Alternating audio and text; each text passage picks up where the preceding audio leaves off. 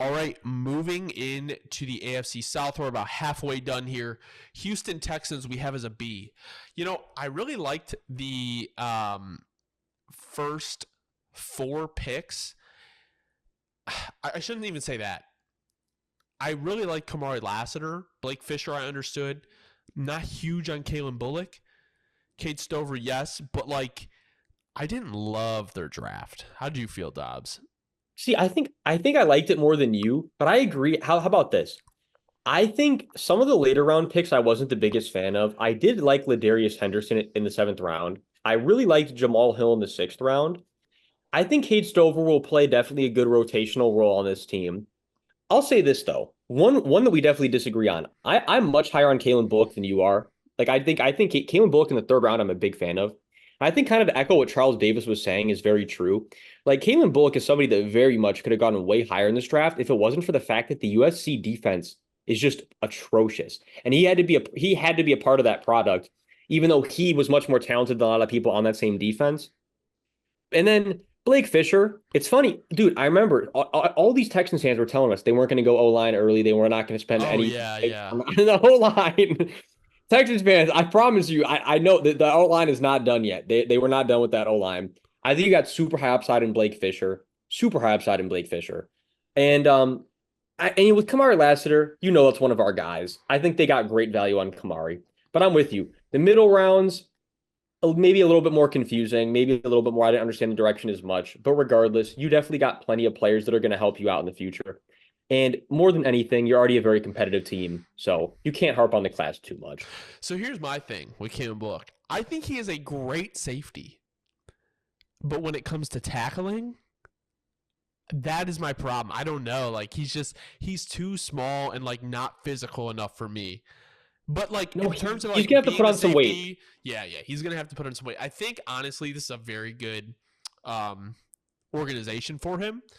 And yeah, like I said, Kamari Lassiter next to Stingley and playing in a secondary with Stingley and Petrie, I think is going to be a very, very good combo. No, I was gonna say before we move on to the next team, it's crazy, but just maybe are they thinking like Kalen Bullock, big slot type role or something like that? Like maybe they're Interesting. maybe they're not even thinking about playing at safety. Like who knows what they're gonna do? It'd be interesting, but I could see it. Moving into the Indianapolis Colts, we have an A, bro. Oh my God. Once they got Latu and Adonai Mitchell, it was like you didn't even need to do anything else. Dude, is it the mullet giving Chris Ballard the powers, do you think? Did you see what he said about Adonai Mitchell and how people were tearing him down? Did you see No, the dude, press conference? I loved it. I honestly I loved it. It was awesome. He's right. If you're gonna tear a player down when I don't know, I get the health concerns. I understand that. But the character stuff, I don't know. He is real. I like Ballard. I think he keeps it pretty real with the fans and the press. Um, but even adding Jalen Simpson and Tanner Bortolini, I just think the Colts had one of the most. There are some picks that I don't love, and obviously, the Colts value athleticism a lot. But when you take probably the best pass rusher in the class without the medical history, without a doubt, the best pass rusher, and then you add a big speed weapon opposite of Michael Pittman and Josh Downs, you had an amazing draft. I gotta ask, did you see this was the best part if you're a Colts fan, and if you didn't know this, the Colts fans are gonna love this one. Did you see what he said when they asked him at his introductory press conference what his interests are outside of football? Who? Latu. He said none. He said none. None. You gotta love that if you're a Colts fan. Overall, I mean, I think the Colts did what they needed to in this draft. No, I was gonna say Yeah. too. I mean, AD Mitchell at pick 52. It actually sounds almost borderline felony. I really cannot believe he fell that far. And then Goncalves at pick 79, a tackle, but also with that guard versatility. And I think a lot of it's kind of 50-50 where some people project him over to tackle, some project him to guard. If you're the Colts, who definitely have a potential need where you could definitely potentially replace Fries this year at guard, great pick. And then same with Tanner Bortolini. He could also be that same potential. And if not, one of these guys is going to be great depth. You're worrying about the line. you address the safety need in the fifth, and one of them will be your guy, the other one is gonna be depth. Like you definitely absolutely murdered this class. Anthony Gold too, good value there in the fifth round. Like the Colts just absolutely smashed this year's class. They got depth exactly where they needed depth. They got starters exactly where they needed starters, and they got damn good starters where they got them. And I think they probably had like their draft class was a lot less questionable than all their division opponents. Like I think their draft class was the easiest to grade out of the four. No, it was. It was a smash. Right when they took Latu at 15, I had a feeling we were gonna. It might be a Chris Ballard masterclass incoming. Which there hasn't been a Ballard masterclass for a little while. He redeemed himself this year. That's interesting too because I know they were in on Bowers, and I wonder if once Bowers come off the board, they're like, all right, let's just get the best edge rusher because they know like they needed help at corner, and you know they just went best player available. I feel No, like. I feel like and to that point, like what you're saying, maybe even to also like I might even be mistaken because you took Mike Abraham in the sixth round, but even Jalen Simpson or Jalen Carlise, maybe they're thinking kicking one of these guys over the corner and see how that goes. Definitely very possible. They were just kind of taken for BPA for their board, especially for these first four rounds. You gotta love it if you're a Colts fan. All right, moving on to the Jacksonville Jaguars. We have them with a B. I liked Brian Thomas Jr., and I liked what they got to move back. But it's just like the rest of it is like, I don't know. Like just another confusing class for the Jags. Yeah, so basically Trent Baalke, what'd you say that one time? Trent Baalke off the whiskey. Tito's off the Tito's. You You Trent know, I Baalke was don't going mind. crazy on the Tito's. I don't mind Jerry and Jones. Like I think Jerry and Jones could be a good corner, but No, at the end of the day, like you have to look at it like he is a third round corner. So it's like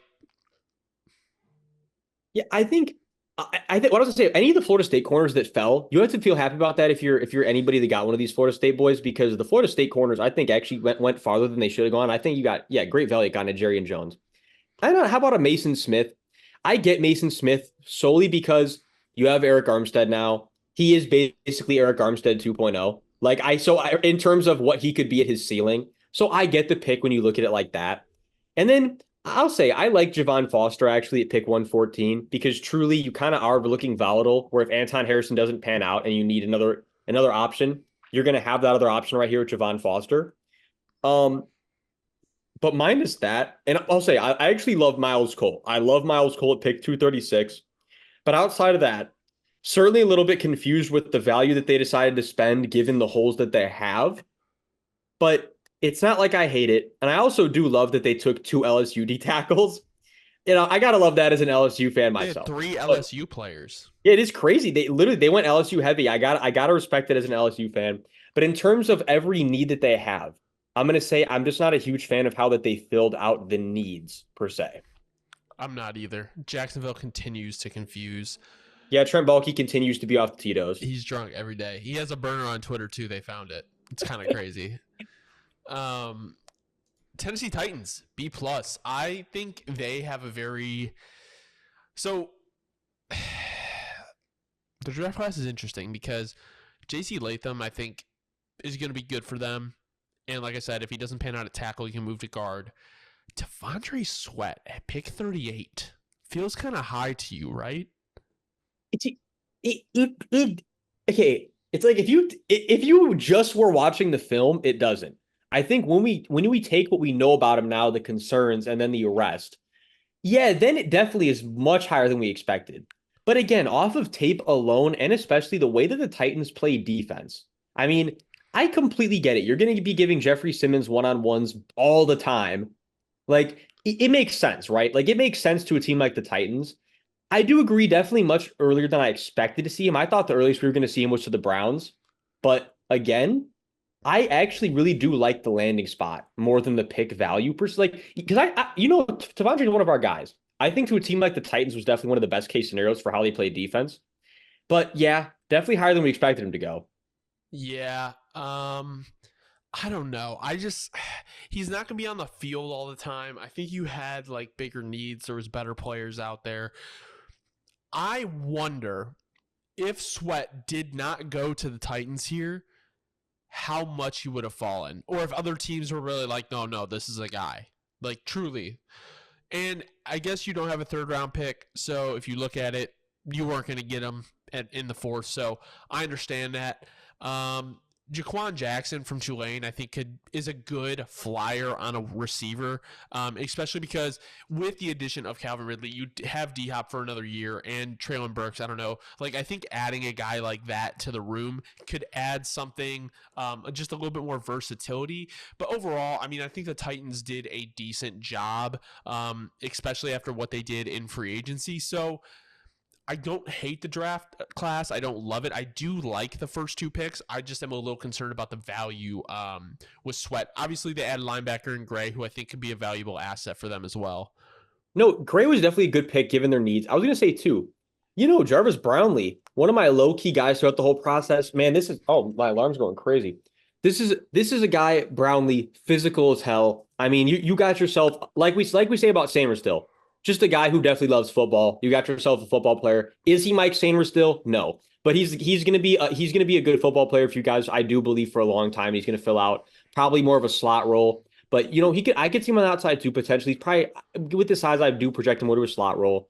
And then I wouldn't say too, James Williams. Whether he's going to be a linebacker, whether he's going to be a box safety, I actually love the value you guys got with James Williams here at pick 242. I think that's fantastic value.